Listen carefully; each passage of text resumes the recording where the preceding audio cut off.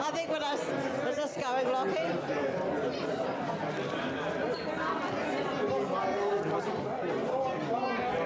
Right, everybody, you can all be quiet. I'm going to speak. Well, welcome, everyone. Thank you. I'm Catherine, Charles's younger sister, as you probably most of you know. And along with my late husband, Brian, straight away, hopeless.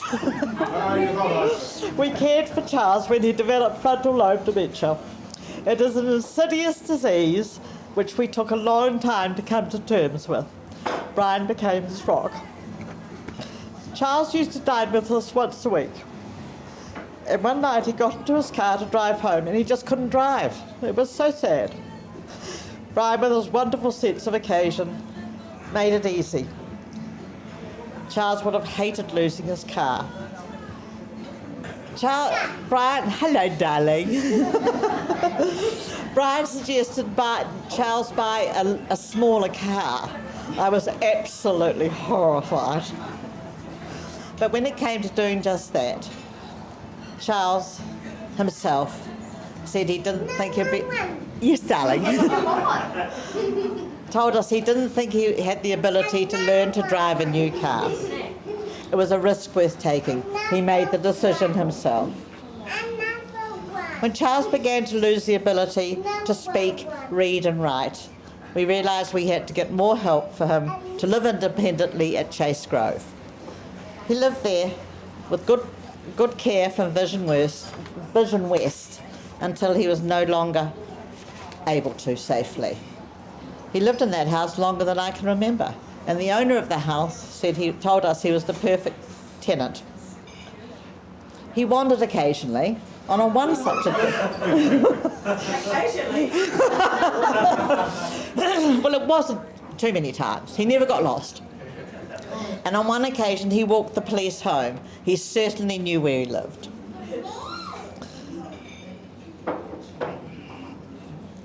When Charles lost his ability to communicate, we thought he'd become frustrated, but no, he accepted his lot with quiet dignity. Only once did he say to me how sad he was to lose his car and how frustrating his life was. He never complained, got angry, or asked for any favours. He was quite remarkable. Sorry. I'll have a drink. Perhaps I need a wine. There's my wine. Behind you, Jane. Thank you, darling. Thank you. I do have a hanky. I've just got to get it out of my pocket. I might get undressed.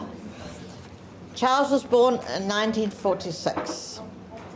First born after World War II in our family of 5 siblings. He was a shy, quiet, gentle boy. This is hopeless. Who became a hard-working, kind, gentle man with a unique sense of humour. He never liked to upset or hurt anyone. In return, he was treated with great respect from the people he worked for, his friends and family. His friends have been amazing. Oh God, I've spilt drunk on this already. His friends have been amazing. Thank you all for your loyalty, kindness and support. So appreciated. I couldn't have coped without you. Glen York particularly has been just wonderful. Playing golf until Charles could no longer do so. The walks, drives, cups of coffee, and especially bringing him here for a beer. The few occasions we joined you were fun, with your wife Wendy and Charles's close friend Brian Tetley. Glen, where are you? How are you? Glen, you charmed and were admired by all staff at Liston Heights, with your constant support of Charles. Hanging pictures, making sure the TV worked, but most importantly, the beers you made sure were in constant supply. You brought light into Charles's life. Your kindness and support have at times left me speechless, and I mean that. You became a rock to us both. I do not have the words to express my gratitude. Thank you so, so much. Others I know have cared for Charles immensely. Those who worked alongside him. One couple he worked for as a commissioned agent for 31 years. Those who visited him at his home and at Liston Heights. Not easy when communication is difficult. The special man who sat with him at mealtimes. And those who just sat with him in those final days. Thank you all. I'd like to say a special thank you to Jade, her husband Daniel, and their two children, Isabel and Thomas. I called, you came. Isabel and Thomas just enjoyed their great hug with Charles's company. I should have put my glasses on. Ems, you couldn't do, where are you? Oh, there you are. Ems, you couldn't do much from Invercargill, but the phone calls were just what I wanted, just what I needed. Thank you, darling. Last but certainly not least, Robert, my son. You spent Charles's last few days with me. It was a difficult time, but you were always just there. Thank you so, so much. You all gave me the support your father would have been so, so proud of. I still miss the bugger, you know. Never mind. The lunch we held for Charles's 76th birthday just a couple of weeks before he died was so memorable. The last time 5 siblings were together, along with many of his friends. Charles's eyes would well with tears when people spoke to him. I like to think he understood us to the end. Charles spent the last few days of his life in a coma in Taupo Hospital. The care he had was unbelievable. He was treated with compassion and dignity he deserved. One day I had to rush out and buy him some deodorant. That really puzzled me. Amusingly, the staff thought Charles was my husband. Humour was never far away. Charles is now at peace. Robert and I were with him at the end.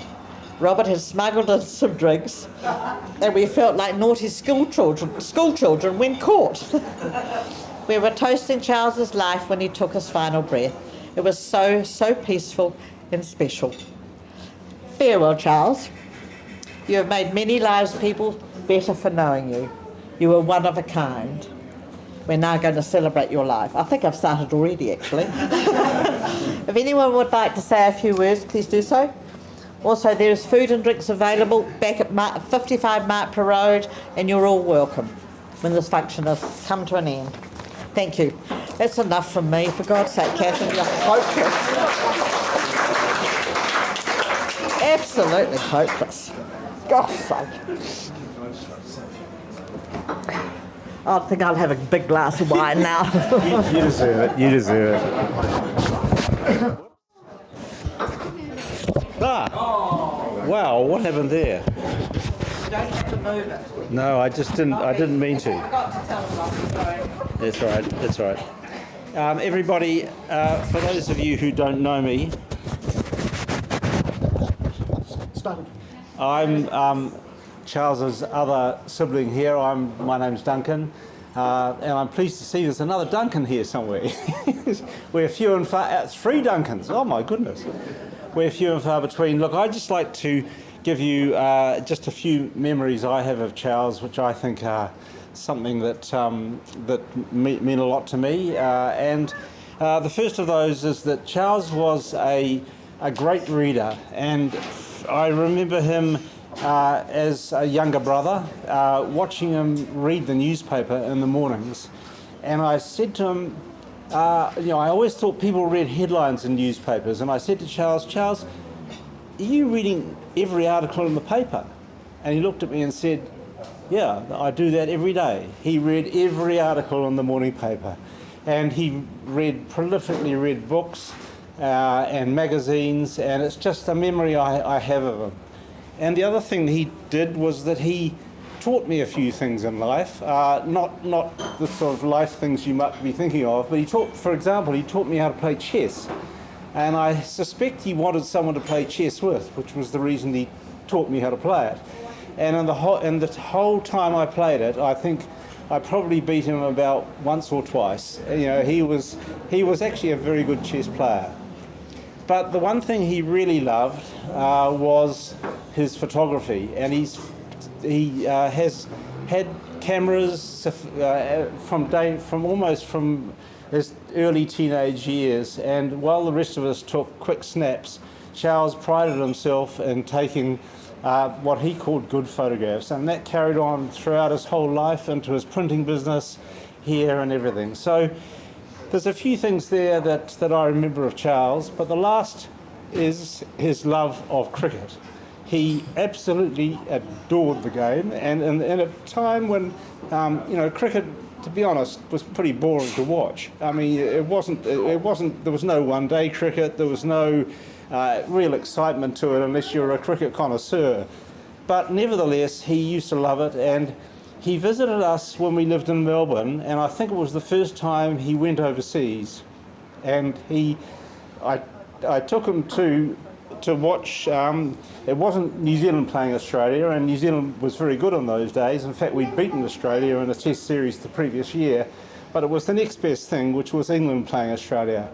And for those of you who haven't seen a cricket match with a large crowd, to go to the MCG with 80,000 people plus watching cricket is like a spectacle that you would not believe. And for Charles, it was like the ultimate. He just enjoyed it so much. Excuse me. Anyway, in his future years, he carried on with his photography, and we had children, and he absolutely adored all his nieces and nephews. And when he visited us, the highlight for our kids was that he always gave them puzzles. He had a massive number of puzzles that he used to sell, and you would remember that. And every Christmas they got these fantastic puzzles, and that I'll remember him for. But probably the one thing to finish that I would say about Charles is that, and it's a memory I'll always have, is that Charles never got angry with anyone in his whole life, as far as I could see. And that is to me is amazing. I mean, people naturally get angry about things, and yet I can't remember Charles ever being angry. So that's my memory of Charles, and I thought it was worth sharing it with you. Thank you very much.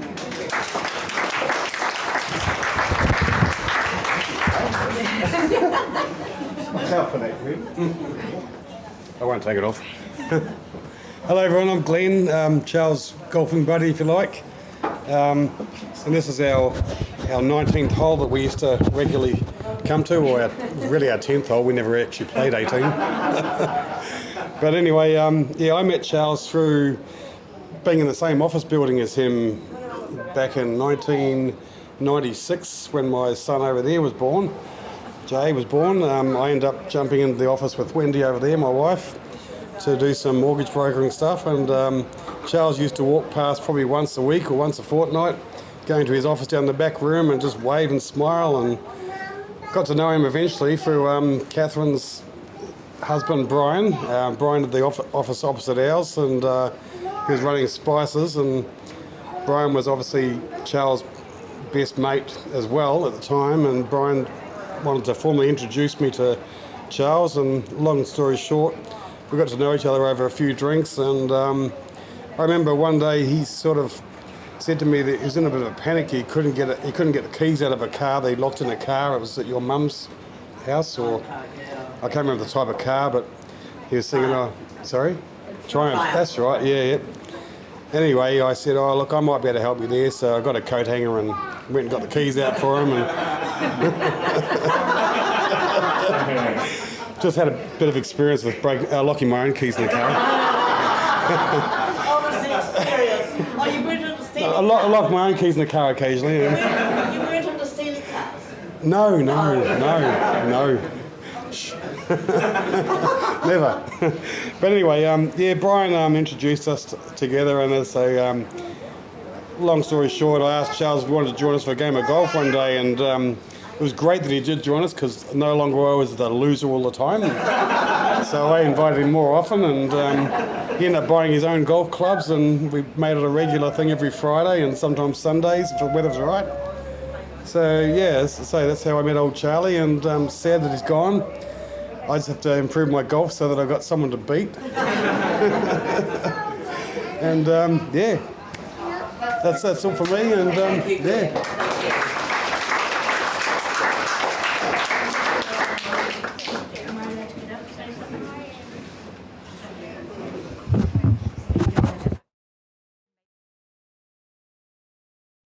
You want to go up? You want to go up? Woo!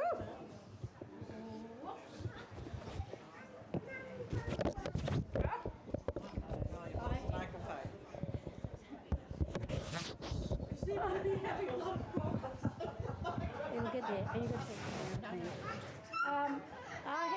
I had no intention of getting up and speaking, but because I'm the Cuzzy bro, and the only Cuzzy bro here, I think, on the Cox side of the family, I thought I should say something.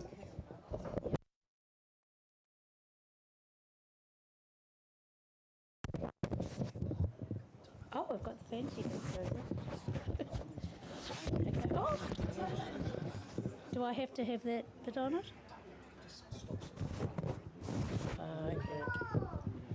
Okay, right, don't move.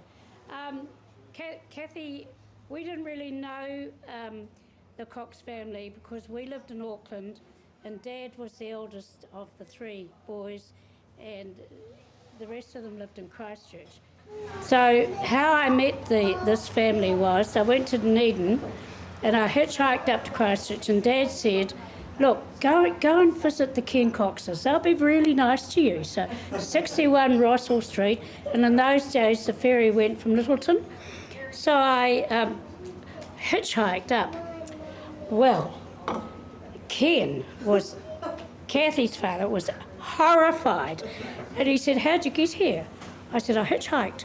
Right, I'm ringing Duncan. So he rang up Duncan, who was my father and the eldest of the family, and said, your daughter's hitchhiked up from Dunedin, Duncan. What are you going to do about it? And he said, well, he said, I've got two daughters over in England with rings on their finger, chicken rings on their fingers to say they're married, and they're hitchhiking around Europe. So I just don't think I've got anything to say. And then the years moved on and they came up here. And that's when we really connected with the whānau, because we didn't see a lot of them in Christchurch. And Dad wouldn't send the only son in our family. We all had a lot of children in these three families. He wouldn't send them down to Christ College, which Ken was not very happy about. But when I came up here, I loved Charles because you could always sit and talk about family history with Charles. He was so into the family connections, and he was just so interesting on the family and where we all came from and how we all ended up where we were. And he was such an interesting guy, Charles. He was one of those little treasures, you know, that you don't get a lot of now. Like I don't know any of my grandchildren who'd be interested in history or family or whatever. So, you know, I just say farewell to Charles, and it was lovely knowing him. Yeah. Right, come over and sit down. Right. Thanks, Babs. I'm the short.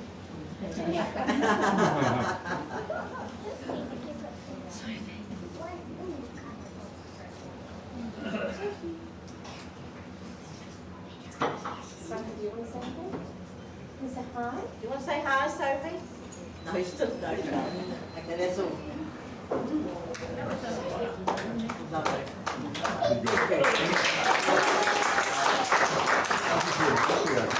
Kathy, do you want to do one last cheers to Charles, everybody? Thank you for Charles. saying cheers to Charles. Cheers to Charles last shout.